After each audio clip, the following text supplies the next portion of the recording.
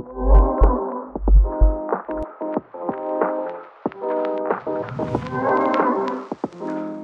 is going on, everybody? Welcome to another edition of the Daily Energy Newsbeat Stand-Up here on this gorgeous November 29th, 2023. As always, I'm your humble correspondent, Michael Tanner, coming from an undisclosed location here in Dallas, Texas, joined by the executive producer of the show, the purveyor of the show, and the director and publisher of the world's greatest website, EnergyNewsbeat.com, Stuart Turley. My man, how we doing today? It's a beautiful day in the neighborhood, and holy smokes, Batman, what a day. Absolutely great to be back. We're back in full force today. Absolutely insane menu lined up. First up, a new type of geothermal power plant just made the internet a little bit greener. Al Gore is smiling ear to ear. Next up, David Staples. This is an opinion piece. Quote, Danielle Smith conjures up a new A-bomb to drop on Trudeau's meddling in the Alberta power grid. Ooh, a little north of the border, eh? So we'll figure out what's going on up there in Canada. Next up, the green energy wall gradually coming into focus. Next up, lower CO2 emissions are partially due to shifts in power generation sources. That's courtesy of our favorite friends, the EIA. And then finally, China boosts coal and gas consumption as power demand nears record high. Make coal great again, Stu. China loves it. He'll then toss it over to me. I'll quickly cover what happened in oil and gas finance, and we've got crude oil inventories that drop, which will forecast what the EIA might say here today at 10. And then I'll let you get on out of here, get back to work, and finish up your day. But before we do all that, guys, remember, all the news and analysis you are about to hear is brought to you by the world's greatest website, www.energynewsbeat.com, the best place for all of your energy news. Stu and the team do a fantastic job of making sure that website stays up to speed with everything you need to know to be at the tip of the spear when it comes to the energy business. You can hit the description below, see all the timestamped links to the articles. You can email the show questions at energynewsbeat.com. You can go ahead and check out dashboard.energynewsbeat.com. That's our data news combo product. Subscribe to us, Apple Podcasts, Spotify, wherever you get your podcast, at Energy Newsbeat on YouTube. That's about it, though, Stu. I'm going to let you hand it over to you. Where do you want to begin? Hey, let's start with a new type of geothermal power plant just made the internet a little greener. Michael, this is huge. Yep. I love geothermal. Geothermal's fantastic. This one, Michael, is in the Nevada desert. Project Red, developed by geothermal startup called Furbo. I have reached out to the CEO, see if we can get him on the podcast. And Michael, they operate Google servers. This is really cool. The first Project Red, though, Michael, is only 2 to 3 megawatts, 2 and 3, excuse me. So that'd be 5, or enough power to do 1,000 homes. However, 1,000 homes, a lot of servers to start with.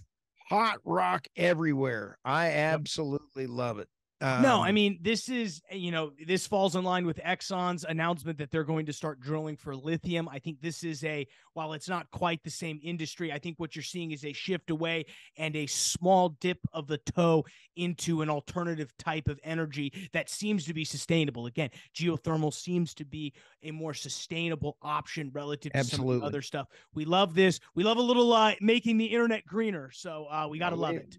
We love that, and especially for the Bitcoin miners that I've interviewed over the past. Love me some Bitcoin when they use natural gas, trap natural gas, and make money for the energy providers as well. Love me some Bitcoin. All right, now the EMP operators, Michael, this is 7,000 feet down. They know how to drill holes. Yep. And that's exactly what you got to have for geothermal. So let's go to our buddies up in the Canada. We finished up Heidi and Terry again, 2 really classy Canadians up there. Danielle Smith conjures up a new A-bomb to drop on Trudeau's meddling in Alberta power grid.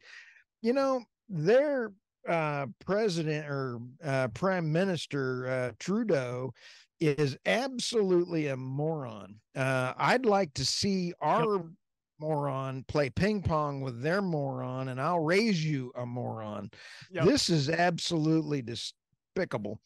The A-bomb is for Alberta Crown Corporation. Electricity generation represents Alberta arming up to reverse the broken federal provincial power dynamic. Here's the problem, Michael. They are going to go challenge a 15-year earlier previously agreed upon by the Crown. And this is private industry could do this with natural gas, but they want to go ahead and change the entire base load for Alberta to renewable. Renewable does not work in the cold. I'm sorry. This is absolutely nuts. It's exactly what I was going to say. Imagine all those batteries seizing up in the freezing, frigid winter. Oh, that's like me on a podcast when my batteries run out on my Zoom hardware recorder. Hold that thought, Mr. CEO. This is, as Smith described it, New Crown Corporation will be similar to ECCORT, owned by the city of Edmonton, or INMAX, owned by the city of Calgary. Quote, we want the private sector to step in with new natural gas generation, with new nuclear generation. But if they don't, we need to step in. We're sending a message to the market. This is a reluctant entry. It would be a generator of last resort. The government's forcing them to go to renewable. Yeah, it's absolutely insane. I don't get it. It's going to backfire and bite them in the booty soon. Trust me. Oh yeah. He said booty. Okay. Here we go. Let's go to the next one here. The green energy wall gradually coming into focus. This one is important, Michael. I've been talking about this for a few times. This is an opinion piece. And I liked it because it had a hair in here. The Euro News Today had some quotes from the manifesto of the Freedom Party. The manifesto declares, we quote, we have been made to fear climate change for decades. We must stop being afraid. Side note, Bill Gates has already said that. The climate change is always changing for a century. The document goes on to say, when conditions change, we adapt. We do this through sensible water management, raising dikes when necessary, and by making room for the river. But we stop the hysterical reduction of CO2 with as much as a small country. We can wrongly think we can save the climate. I agree with that 100%. One small country is not going to change China after they have 400 coal plants in already permitted. Oh yeah, ready to go. I mean, as we're about to cover here in 2 stories, they are absolutely embracing coal. So no, if you're going to start, the energy transition has to start with China. And if it doesn't, you're deluding yourself on a plan. Oh, absolutely. And so everything that we're doing for paying the wind farm and the solar are giving to China so they can pay to put in their coal plants. I don't get it. Okay, let's go to the next one.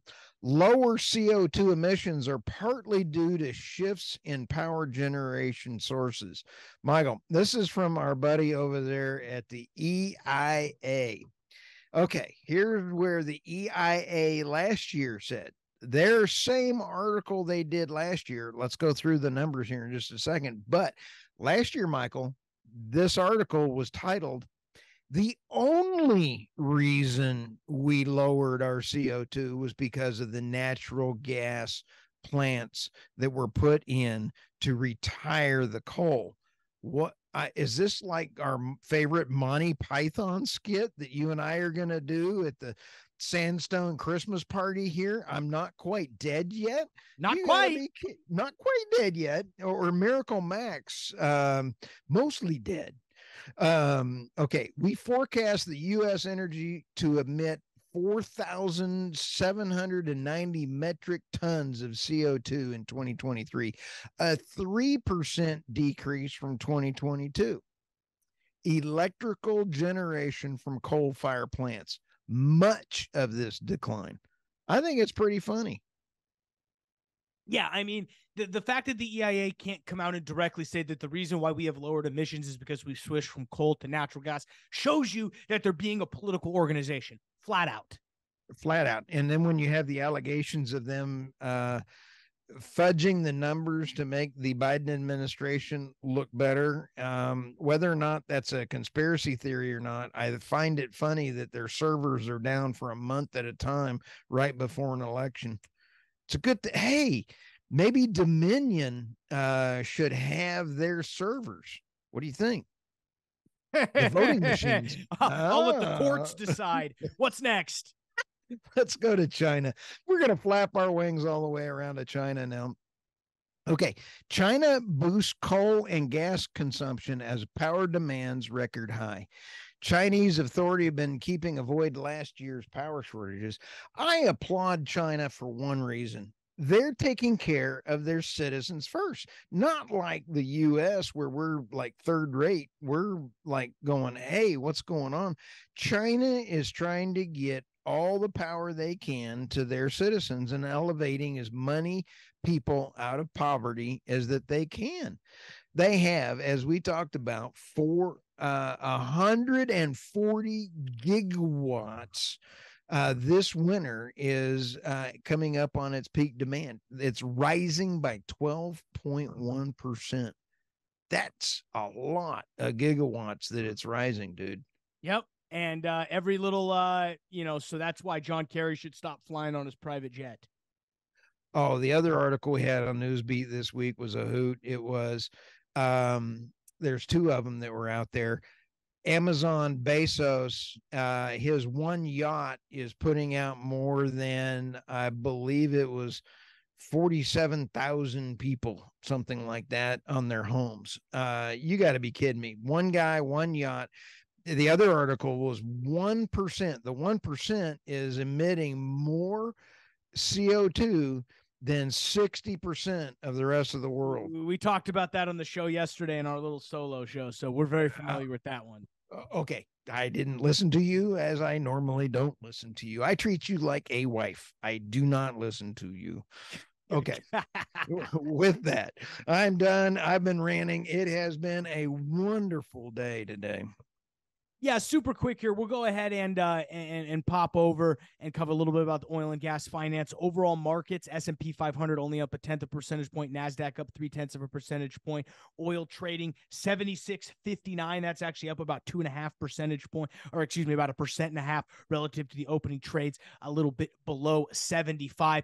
Main reason prices jumping, mainly on the possibility that on Thursday, with this online OPEC meeting that was pushed off from last week, could result in more cuts. We did see a slight drop in crude oil in forecasted crude oil inventories, about 800,000 barrels. That's via the API. As you listen to this today, the EIA will drop their numbers and either confirm or deny that. I think the big thing is there was a storm that actually caused some Kurdish oil output to drop, so that actually helped boost prices up a little bit. That largest field is the Kazakh field, down 56% due to storms. That really is everything that moved prices today. That was about all we also saw on the oil and gas side. We saw Baytex up in Canada divest of some Viking assets located in Forgan and Plato. That's in southern Saskatchewan. It's a 10/1 effective date for about $153 million. This brings them even more into the U.S. oil market, as they have recently made a large purchase in the Permian Basin. So they are, in the Eagle Ford.